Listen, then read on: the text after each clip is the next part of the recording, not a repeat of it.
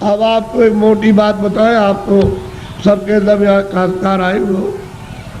एक महात्मा जी जंगल में चले गए, खेत पकने वाले थे, ये गेहूं और ये सब चना और जो पकने वाली थी तो पेड़ के नीचे बैठ गए। किसी गांव के लोगों ने देखा कि ये कौन बैठा, तो गांव में खबर दी, गांव के लोग चल कर के आए कि भाई आप कौन है? कि भाई हम तो हिसाब करता है। क्या हिसाब करने के लिए आए? कि मुझे किसको चना देना, किसको गेहूं देना, किसको अरहर देना है और किसको कितना मटर देना, ये हम फसल लिखने के लिए आए। फसल लिख लेंगे तो कह लगे आपका हिसाब कब करोगे? कह लगे जब काट कूट करके ले आओगे और जब तुम मार मूड़ करके गेहूं चना मटर अरहर निकालोगे तो मैं हिसाब करने के लिए आ जाऊंगा, मुझे जिसको जितना देना है उतना ही। तो उन्होंने लिख लिया। तो लोग पूछ रहे कि हमको कितना देना है, 40 मन, 80 मन, 100 मन, 60 मन, सबने लिख लिया, अपना लिख करके लेके चले गए। और जब खेत पका, पकने के बाद तो खलिहान में ले गए तो एक आदमी ने सोचा ये सब झूठी बात है, ये कोई लिखा पढ़ी नहीं करने आता है। उसने क्या काम किया, रात को हसिया लिया, उसके खेत में से 4 गट्ठा गेहूं उसके खेत में से काट करके अपने खलिहान में जमा कर लिया। उसका तो इतना खेती में होता नहीं था और तमाम गेहूं जमा हो गया दूसरे की चोरी करके। तो जब वो आ गए बेचारे खेत काट काट करके खलिहान में ले आए और भूसे को अलग किया, अनाज को अलग, तो महात्मा जी आ गए और बैठ गए।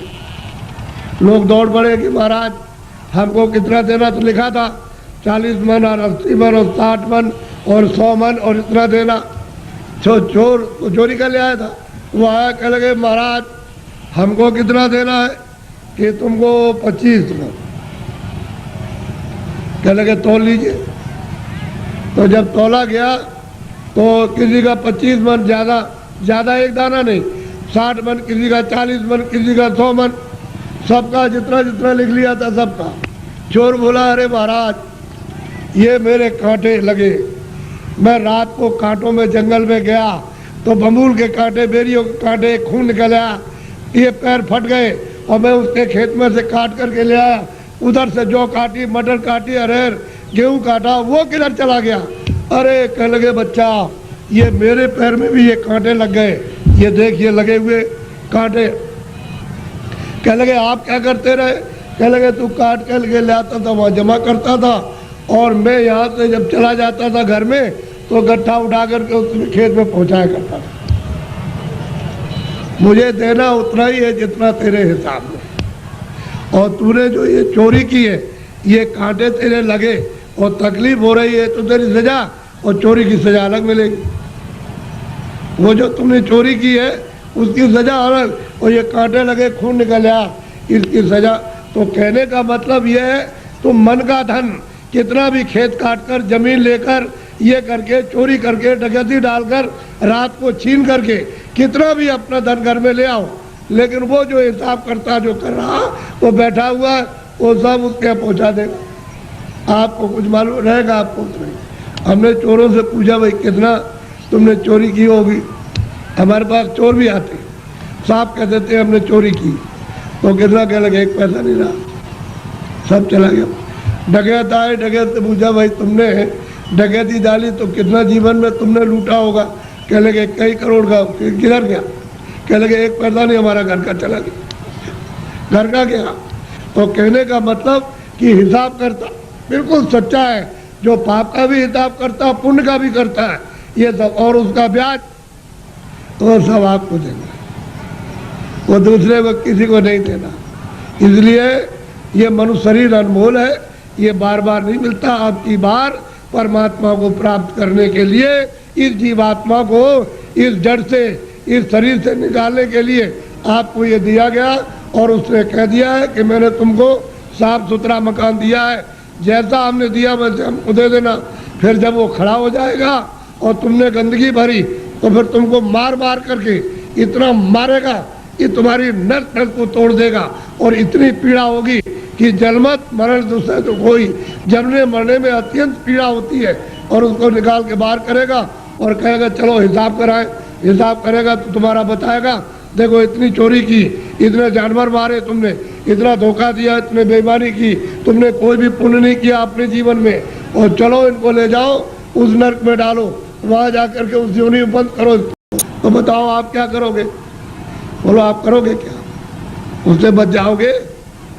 इसलिए जिन जिन देवताओं की आप पूजा करते हो उनसे ये प्रार्थना करो कि हमको ये सद्बुद्धि दो कि हम, मतलब ये है कि कोई धोखा, किसी को बेईमानी ना करे, धोखा न दे और अच्छे काम करे। सद्बुद्धि रहेगी तो अच्छा काम करो, आप मेहनत का काम करो, बच्चों की सेवा, आएगा एक सत्कार, और फिर उसके बाद भजन करो कि भजन करने की हमको सद्बुद्धि दीजिए कि कोई महात्मा मिल जाए या आप ही मुझको रास्ता बता दीजिए तो मैं भजन करने लगूं, तो महात्मा कोई ना कोई मिल जाएंगे, वो रास्ता बता देंगे मनुष्य मंदिर में।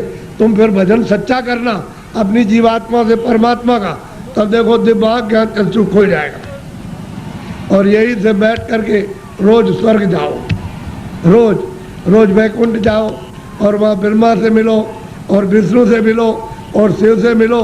लेकिन आप बाहर से इन चर आँखों से आपको क्या पता है, इधर से गए उधर धोखा देने लगे, उधर किसी का खेत लूटने लगे, किसी को मारपीट करने लगे, तो फिर देवता की पूजा क्या हुई? ये मनुष्य शरीर फिर नहीं मिलेगा आपको, अमोला दे दिया गया। इसलिए इसको बचाओ। अभी तक जो कुछ भी किया है गुनाह, अब उनको तो छोड़ दो, अच्छे काम करो, अच्छे काम करो, जीवात्मा को जन्म मरण से बचाओ, 84 से नरकों से, नहीं तो ये जाने वाली है। और मनुष्य शरीर ये खाली होने वाला, ये तो किराए का मकान है। ए बच्चे बच्चियों, ये किराए का मकान है, वो ये नहीं देखा गया 2 बरस का है, 4 बरस का है, 10 का है, वो 20 साल का है, 50 का, 100 की पूंजी आपको दी जाती है। जिसकी पूंजी खत्म हुई और फिर खड़ा हो जाएगा, निकलो उसी वक्त निकाल के। तुमको खेत में रहोगे, खेत में, बाहर रिश्तेदारी में आ रहे रास्ते में, वहीं पर उसी जगह पर सो रहे हो, उसी जगह खा रहे हो, पूंजी खत्म हो गई, उस जगह निकाल बाहर करें। बताओ फिर आप क्या ले आए थे? अच्छा क्या ले जाओगे बताओ? ये किराए का मकान हमारा भी है, हमको भी ये खाली कर दो, क्या हम ले जाएंगे? हमारा ये भी नहीं जाएगा, इसके साथ कुछ और जाएगा, एक सुई की नोक नहीं जाएगी। जब ये नहीं जाएगा, वो सामान तो वो पड़ा, ये पड़ा, इसको उठा करके उधर जंगल में फूंक देंगे, उधर ले जा करके, और न ये सामान मिलेगा और न ये उससे मिलेगा, न ये उसको देख सकता है, न सामान इसको देख सकता है। ये भी जड़ है और सामान भी जड़ है। तो फिर चेतन में आप बेचारे, चेतन को आपने क्या किया?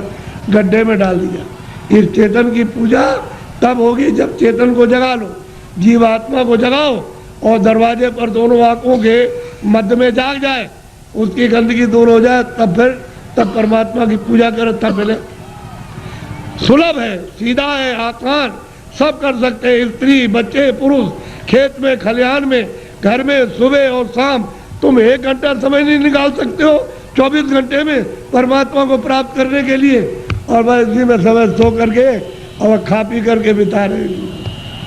ये धिक्कार है ऐसे जीवन को। तो देवी देवताओं से जिनको आप मानते चले आओ, उससे प्रार्थना करो कि हमको सद्बुद्धि दीजिए कि हम भौतिक चीज़ें समझ सकें, और फिर अपनी जीवात्मा को जगाने के लिए कोई ऐसा रास्ता हमको दिखा दीजिए, सुझाव हमको दे दीजिए, तो हम वहाँ पहुँच जाए, वहाँ रास्ता पा करके रास्ते से निकल जाए। तब ये जीवात्मा की गति यानी होगी छुटकारा, तब इसको छुटकारा होगा, तब मुक्ति और मोक्ष मिलेगी।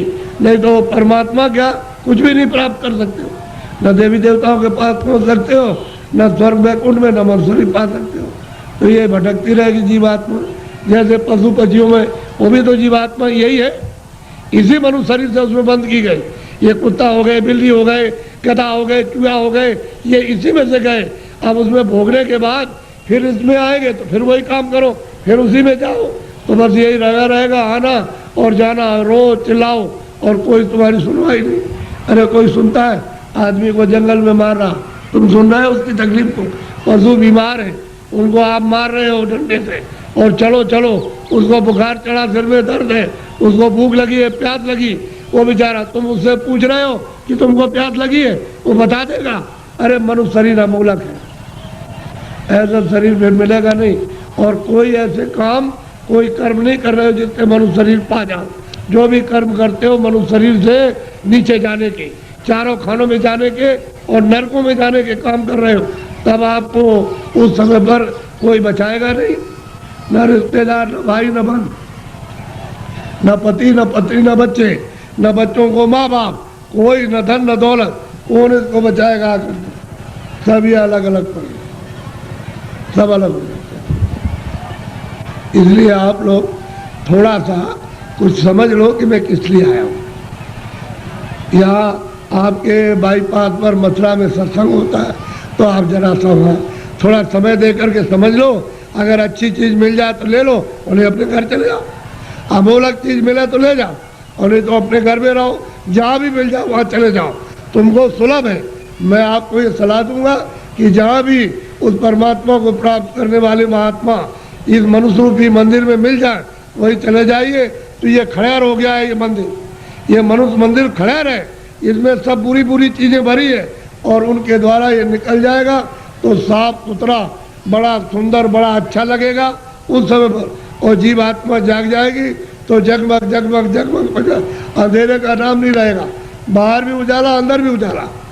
तब आपकी समझ में आएगा ये संसार क्या है। नहीं भूल भुलैया है, ये छाया, क्षमा करना, ये छाया से लड़के छाया, स्त्री छाया, पति छाया, ये मकान छाया, जमीन छाया, ये पशु छाया, छाया, इसमें से जीवात्मा निकाल दी तो ये पड़ा हुआ क्या करोगे? छाया का रो रहे हो, मेरा बच्चा, मेरा पति, मेरी पत्नी, मेरा माँ, मेरी बारे। छाया किसके लिए होते? छाया के लिए। उस जीवात्मा के लिए रोए, उसके लिए सोचा कि इसके अंदर कौन है। अरे भाई मन नहीं, बुद्धि नहीं है, चित्त नहीं, शरीर नहीं, हाथ नहीं, पैर नहीं, आँख नहीं। अरे वो जीवात्मा क्या चीज़ है जो इसमें से निकाल के अलग कर दी? शरीर तो ये पड़ा है, आँख भी है, कान भी, बोलता नहीं, सुनता नहीं, देखता नहीं, हाथ नहीं हिलाता। और तो मतलब ये है कि इसमें माया की छाया में पड़े हो, मेरी मेरी आय, मेरी ऐसे चले जाओगे आया करते, और कुछ मिलने जुलने वाला नहीं है। इसलिए महात्माओं का सत्संग जरूर सुनो। वो ये नहीं कहते पूजा करो आप देखो, लेकिन उनसे प्रार्थना करो हमको सद्बुद्धि दो, सद विचार दो हमको, और हमको अच्छे कर्म का रास्ता मिले। हम चोरी चमारी इसको बंद कर दे, हम झूठ बोलना, धोखा देना, बेईमानी करना, हमारा काम, हमारा क्रोध, हमारा लोभ, हमारा मोह छूटे। और हमको कोई मिला दीजिए किसी से जो मनुष्य शरीर में आकर रास्ता बता नहीं, आप बता दीजिए। देवता से कहो आप ही बता दो कि ये रास्ता जाने का है भगवान के पास। अगर नहीं बता सकते हो तो फिर किसी महात्मा से मिला दो। हमने इसलिए तुम्हारी पूजा की, तुमको माना कि हमारा आत्म कल्याण हो जाएगा, जन्म मरण से बच जाएंगे, 84 नरकों से बचेंगे। अगर देवता नहीं तो खोज करो महात्मा। मैं किसी को कुछ कहता नहीं, समझ लो अच्छी तरह से सत्य बात। उसको मछली रहती है, कछुआ रहता उसी में, जीव जंतु उसी जमुना जी में, उसी गंगा जी में रहते हैं। तो आपको ये जानना चाहिए, आप वहाँ जाते हो स्नान करने के लिए तो पाप आपका धुल जाएगा। पाप तो यहाँ जमा है, यहाँ तो पानी नहीं जाता, यहाँ अग्नि नहीं जाती है। तो ये बताओ कि तुम जब यहाँ, वो कैसे धुलेगा?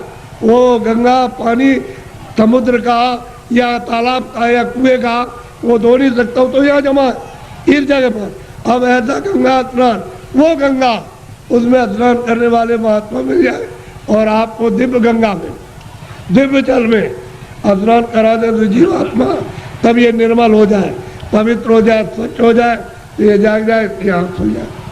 अब इसमें आते हो, फिर चोरी क्यों करते हो? इसलिए करते हो कि जमुना में हम नहा लेंगे तो हमारी फिर चोरी माफ हो जाएगी। चोरी और माफ नहीं होती, वो तो यहाँ जमा, यहाँ पानी नहीं जा सकता।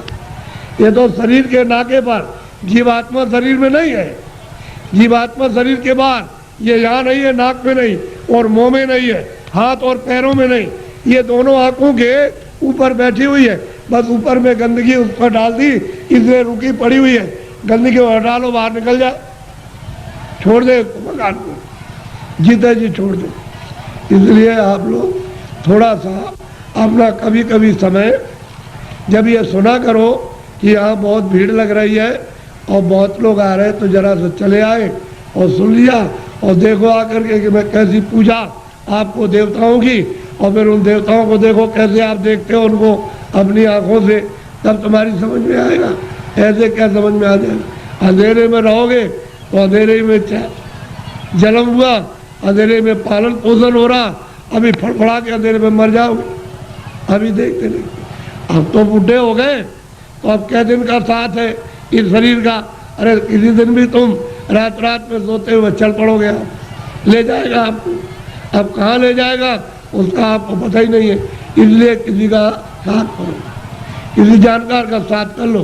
बहुत साथ कर लोगे तो रास्ता बता देगा कि चलो इस रास्ते से चलो, वो बस चल दो रास्ते से, तो आपको मंजिल पर पहुंचना अपने घर में ही। तो घर आपका नहीं, ये तो परदेश है।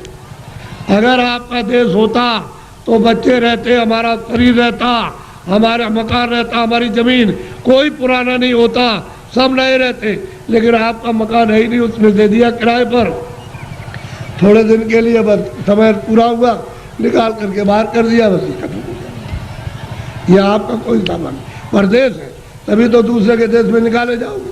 अपने देश में पहुँच चलो, वहाँ आराम से रहना, कोई जलमता मरता नहीं है, न वहाँ कोई हिंदू न कोई मुसलमान, न दफ्तर है न खेती है न दुकान, न कोई बीमारी न हाल न बच्चे, वहाँ आनंद ही आनंद है। अपने घर में अपने देश में चलो, ये तो परदेश है। परदेश में आकर के कितने जो और कितने जल बीत गए ठोकर खाते, अभी तक किनारे पर नहीं आए और मनुष्य शरीर पाया और फिर उधर ही लौटे जा रहे हो, नीचे चले जा रहे हो 84 में नरकों में। अरे भाई मनुष्य शरीर में आए, ऊपर चलो अपने घर की तरफ। बड़ा सीधा साधा, तो लड़ो झगड़ो मत, प्रेम से रहो। गांव गांव की लड़ाइयाँ बंद करो, उससे आपको कुछ नहीं मिला। जब गांव में लड़ाई हुई तो घर घर में बैर होने लगा, अब घर घर में लड़ाई होने लगी, और घर घर की लड़ाई अब अपने मन से लड़ रहे हो।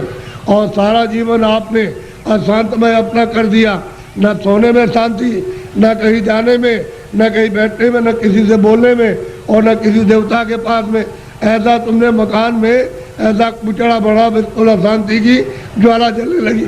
तो लड़ाई झगड़ा बंद करो, मारपीट बंद कर दो, आपस में घर में प्रेम से रहो। सब लोग भाई बहन बच्चे बच्चे सब प्रेम से, अगल बगल में प्रेम से रहो। फिर गांव में सबसे प्रेम हो जाए, एक दूसरे के काम आओ, एक दूसरे की सेवा करो, और एक दूसरे का मान मर्यादा ये सब कुछ रखो। तभी अगर मनुष्य का तुम क्षणिक सुख लेना चाहते हो, शांति और आनंद का, तो आपको मिलेगा। लेकिन ये क्षणिक है। जब तक जीवात्मा मनुष्य मंदिर में जगाओगे नहीं और दिव्य नेत्र नहीं खोलोगे, तब तक तुमको आत्म और परमात्म शांति नहीं मिल सकती।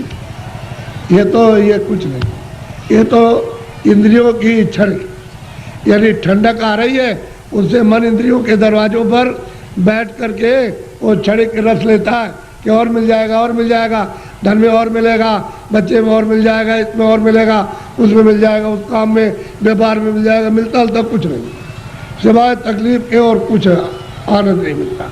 और आपने सब प्रयास किस लिए क्या? सुख मिले, हमको शांति मिले, हमको आनंद मिले, और उसमें से इतना सब कुछ करने के बाद न शांति मिली, न सुख मिला, न आनंद मिला, न ज्ञान मिला, और आग जलने लगी। ऐसा जीवन आपका बड़ा ही कलुषित और बहुत ही मतलब खतरनाक, अपनी आत्मा को गड्ढा के गिराने में हो गया है, और दरवाजे बैठ गए जाने वाली। इसलिए बचो, अभी बच सकते हो मनुष्य शरीर में, और बाद में फिर बचने का रास्ता नहीं। इसलिए इसको सोचो कि मैं कहाँ से आया हूँ, मैं किस लिए मनुष्य शरीर में आया, फिर मैं अगर जाऊँगा तो कहाँ जाऊँगा। ये तीनों प्रश्न तुम किसी से करने लगो, और जो इसका जानकार होगा कि तुम वहाँ से आए हो, इसलिए आए हो, और तुम कहाँ जा रहे हो, ये तीनों चीज़ें आपकी बता देगा। तब आपकी समस्या का, बुद्धि का असल में सच्चा विवेक तब आएगा, और तब समझोगे आप। वो बताएगा देखो ये कुछ नहीं है, ये कुछ नहीं है, तुम कहाँ से आए, बताएगा वहाँ सब कुछ है, यहाँ से वहाँ चलो, वहाँ सब धन है, सब सुख है, सब आनंद है, सब शक्ति है, सब ज्ञान है, और सब सुंदरता है, अमृत वहाँ भरा हुआ, सागर भरा, सब बताएगा आपको। लेकिन जब नहीं मिलेगा कोई, तो जीवन चला जाएगा बेकार, व्यर्थ खो दिया आपने ये जवानी और सुमन शरीर। जवानी भी गई, बचपन तो कुछ कर नहीं सकता है, बालावस्था तो कुछ नहीं करती, किशोर भी नहीं, जवानी में आए, और बुढ़ापा भी कुछ नहीं कर सकता। तो जवानी में मस्ती में, बेकार में, उलझन में आपने खत्म कर दी। अब आगे चलने के देने तो फिर तुम्हारे बच्चे ही जवाब देने लगे, अरे उधर बैठ जा, तुमने जवानी में बहुत कुछ किया। तो आपको हो जाएगी तकलीफ, कहते वो मेरा बच्चा और मुझसे इस तरह से कह रहा, अब वो जवानी का उस पर जोम चढ़ा है, तुम पर बुढ़ापा आके अलग कर देगा, चुपचाप बैठे रहो। घर में जो बहुएं आएगी तुमको रोटी समय से दी और नहीं दी तो शाम को देगी, कभी शाम को नहीं तो सुबह देगी। अब तुम उड़ोगे उसमें कि हमने इतना पालन पोषण किया और ये बच्चे हमारी बात और बहुएं नहीं मानती हैं। एक दुख ये, एक दुख बचपन में कि रोते बिताया आप में, और फिर भी दवा कुछ और मर्ज कुछ है, पीड़ा कुछ हो रही है। वो दवा पेट की, और पेट में दर्द है तो सिर की दवा, और बच्चा रो रहा हाय हाय करता। एक तो आपने वो बिता दिया और एक आपने जवानी, ये आपने उलझन में, और बुढ़ापा आ गया तो रो करके चले जाओ तो कोई काम नहीं आया। न जवानी काम आई न बाल मत, ना आप बुढ़ापे में काम आए। तो जीवात्मा का काम तो आपने कुछ नहीं किया, ये इंद्रियों का काम किया। और इंद्रियां क्या है, अब जीर्ण हो गई, पुरानी हो गई। आँख नहीं काम करती है और कान नहीं काम करते हैं, मुँह नहीं काम करता। अब रो रहे हो, चिल्ला रहे हो, तुम ऐसा मत करो। प्रेम के साथ सब लोग रहो और ये समझो हम किस लिए आए। ये यहाँ काम के लिए नहीं, तुम्हारा काम प्रभु को पाने का, कि हम अपनी जिंदगी में उस रास्ते में चल के प्रभु को पाएं। असली काम तो तुम्हारा ये था, और उसको छोड़ करके आप इस झगड़े में फंस गए। चलो इसको इकट्ठा किया जाए और इससे सब मिल जाएगा। क्या मिला आपको?